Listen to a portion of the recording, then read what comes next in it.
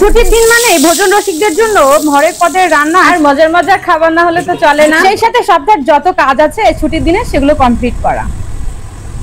সাপ্তাহিক শুক্র আর শনিবার ছুটি থাকায় সরকারি চাকরিজীবীদের বেশ কিন্তু সুবিধাই হয়। গত 2 দিন আগে ছিল শনিবার আর এই ভিডিওটি ছিল শনিবারে। শনিবার ছুটির দিন হয়। আমার শাশুড়ি তার 2 ছেলেকে নিয়ে চলে গিয়েছিল গ্রামের বাড়িতে আম পাড়তে। সত্যিকার অর্থে আমার শ্বশুর মশাই একটু সহজ সরল মানুষ, যার জন্য সবকিছু থেকে উনি আসলে নিজেকে হাইড করে রাখেন আর আম্মাও এগুলো খুব পছন্দ করে, যার জন্য উনি 2 ছেলেকে নিয়ে সকাল সকাল ছুটেছিলেন আম পাড়ার জন্য। আর এদিকে তো অনেকগুলো মাংস ভেজানো হয়েছে, ইতিমধ্যে আপনারা দেখেছেন। সেই মাংসগুলো যেহেতু আজকে শনিবার ছিল, ছুটির দিন ছিল, সেজন্য ভাবি রান্না করতেছিল, আমি করতেছিলাম ভিডিও। তো ইহানের বাবা না থাকায় আমাকে ইহানকে রাখতে হয়েছিল। আর ইহান বাবু আসলে খুবই চঞ্চল, আর সবচেয়ে বড় কথা ও বেশিক্ষণ স্থির ভাবে থাকে না, যার জন্য ওকে সবসময় দেখে রাখতে হয়। আমার শাশুড়ি আম্মা থাকলে আম্মাই বেশি রাখেন, কেননা ও সবসময় বেশি কমফোর্ট ওর দিদামণির কাছে এবং তার বাবার কাছে। তবে তার 2 অপশন যখন না থাকে তখন সে সবসময় আমাকে প্রেফার করে, কেননা যেহেতু আমি মা। বাচ্চারা আসলে মায়ের কাছে একঘেয়েমি থাকতে থাকতে বিরক্ত হয়ে যায়, যার জন্য বাচ্চারা তাদের পছন্দ অনুযায়ী নিজেদের পছন্দের তালিকায় প্রিয়জনদের নাম বসিয়ে দেয় এবং সিলেকশন করে দেয়। চিন্তা করেন বাচ্চারা কত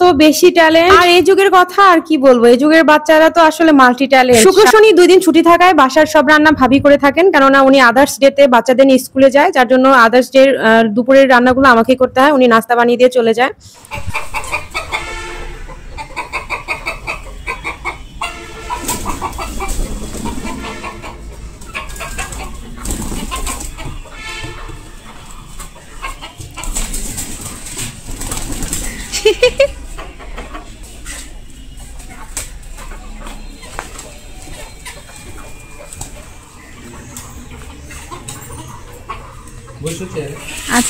আমার বাচ্চার গবাদি পশু থেকে শুরু করে পশু পাখি সবকিছুর প্রতি এত বেশি আগ্রহ যে সে সবসময় গরু, ছাগল, মুরগি, ভেড়া, অন্যান্য প্রাণীর উপরে ওর এত বেশি কিউরিসিটি যে সব সময় দেখতে চায়। এটা হচ্ছে আমাদের বাসার পাশে একটা বাসা, মানে ইনি হচ্ছেন একজন লয়ার, তো ওনার বাসাতে উনি এসব হাঁস, মুরগি, পশু এবং বিভিন্ন প্রজাতির কবুতর পুষে থাকেন। আর এর সাথে বিশেষ পরিচিত হয় আমার শাশুমা ইহান বাবুকে এখানে নিয়ে আসেন মাঝে মধ্যেই, যার জন্য আসলে ইহানের এই বাসার প্রতি এত বেশি কিউরিসিটি। সে গেটের সামনে এসে দাঁড়িয়ে দাঁড়িয়ে বলে, আম্মু হেন, পিজন মানে কবুতর আর মুরগি। তো যাই হোক, তারপরে আমি বাধ্য হয়ে এই বাসায় ঢুকলাম এবং আমার বাবুকে এখানে হাঁস মুরগি দেখিয়ে তারপর চলে এসেছি। আর বাসায় এসে দেখছি যে ইহানের বাবা, বাবা, দিদামণি সবাই চলে এসেছেন আম নিয়ে। সবচেয়ে বড় কথা খুবই মন খারাপ, কেননা এই আমগুলো সব চুরি হয়ে গিয়েছে, মাত্র 20 কেজি আম পাওয়া গেছে, সেজন্য সবারই মোটামুটি মন খারাপ। আর এদিকে ভাবি তো বেগুন ভাজতেছিলেন, কেননা যেহেতু আজকে পোলাও হবে, পোলাওর সঙ্গে খাওয়ার জন্য বেগুন উনি ভাজতেছিলেন। ইতিমধ্যে উনি আলু ভাজিও করে নিয়েছেন পোলাওর সঙ্গে খাওয়ার জন্য। তো যেহেতু আমি বাবুকে নিয়ে বাহিরে ছিলাম, সেক্ষেত্রে আমি আসলে পোলাও রান্না প্লাস আলু ভাজি এগুলোর কোনো ভিডিওই ক্যাপচার করতে পারি নাই, সেজন্য খুবই সরি। 2 দিন যাবত বাসাভর্তি মেহমান থাকায় আসলে ভিডিওগুলো আমি মেক করতে পারতেছিলাম না, কেননা ভিডিও এডিট করতে তো আসলে সময় লাগে, সেই ক্ষেত্রে ভয়েস দিতেও অনেক বেশি সময় লাগে, যার জন্য ভিডিও মেক করতে পারি নাই এবং ভিডিও আপলোড করতে পারি নাই। সেক্ষেত্রে আমি আগেই সবার কাছে সরি চেয়ে নিচ্ছি। তো ফাইনালি মাংসের কালারটা দেখেন কি জোস আসছে, সিরিয়াসলি এরকম মাংস দেখলে আসলে লোভ সামলানো যায় না। পোলাওর সঙ্গে এরকম লোভনীয় মাংস হলে আসলে অনায়াসে 2 প্লেট পোলাও সাবার করে ফেলা যায়। তবে যে যাই বলুক না কেন আর যত সুস্বাদুই হোক না কেন, আমার কাছে ভাই বিরিয়ানি বেস্ট, কেননা আমি হচ্ছি বিরিয়ানি লাভার। আপনারা কে কে বিরিয়ানি লাভার আছেন অবশ্যই কমেন্টে জানাবেন।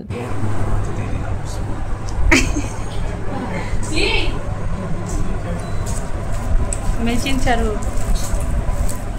হ্যাঁ, তুই কর।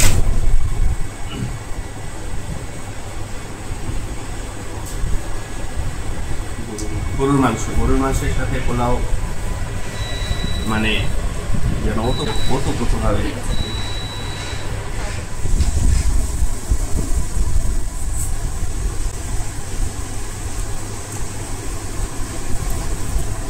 আপনারা হয়তো বলবেন যে শুধুমাত্র হাজবেন্ডের খাবার ভিডিও করে, আমার আসলে ওর খাবার খাওয়া দেখতে খুবই ভালো লাগে, যার জন্য আমি সবসময় চেষ্টা করি ওর খাবারের ভিডিওগুলো ক্যাপচার করার।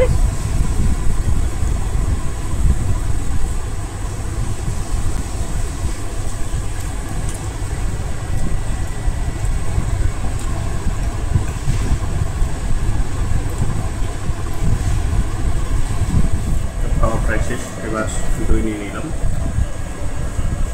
বাঙালি পাতে।